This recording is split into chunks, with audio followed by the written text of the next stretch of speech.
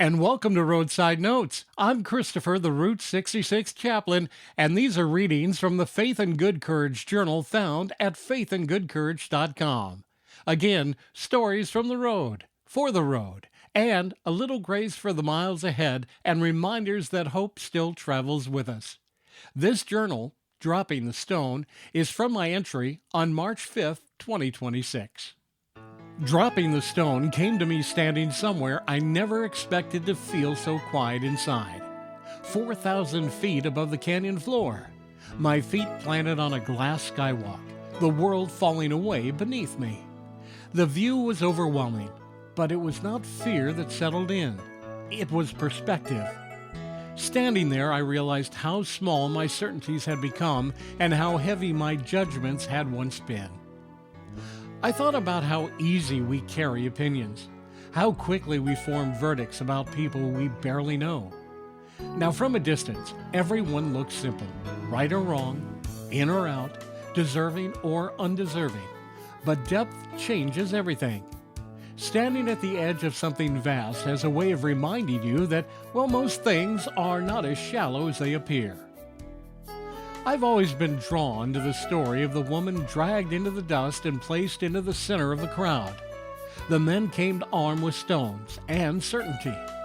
They asked the question they believe had only one answer. Should she be stoned? The law was clear. The rules were written. The outcome seemed inevitable. But the man they brought her to did not answer right away. He bent down and wrote in the dirt. I've wondered what the pause felt like for the crowd, what it felt like to stand there holding a stone, waiting for permission to throw it. When he finally spoke, it was not with anger or accusation. It was with clarity. Let the one without sin cast the first stone. I can only imagine the sound that followed. No shouting, no arguments, just stones hitting the ground one by one. Heavy thuds of realization, each man confronting the weight of his own hand. That moment has always undone me, not because the woman was spared, but because everyone was exposed. Not one left righteous, not one left superior. They left lighter. The road has a way of teaching you things churches and classrooms sometimes miss. Out here, you learn patience at two-lane merges. You learn humility when you're lost and have to ask for directions. And you learn compassion when you see someone broken down on the shoulder and realize quickly that could be you. Judgment doesn't travel well. It rides loud and impatient. It assumes too much and listens too little. Now, grace, on the other hand, slows you down. It makes room. It leaves space between what you see and what you decide. I've caught myself forming opinions about strangers in diners, parking lots, and gas stations. Then something happens. A detail will surface. A story will emerge, and suddenly the stone I was holding feels heavier than I expected. Depth will do that. Proximity will do that. When you get closer, you realize how much you don't know about dropping the stone. What strikes me the most about the moment in the gospel is not the crowd. It's the man who stays when everyone else leaves. He does not minimize what happened. He does not excuse it. He simply asks a question. Where are your accusers?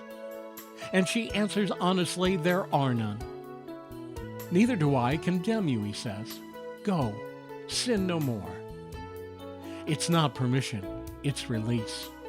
It's not denial, it's redirection.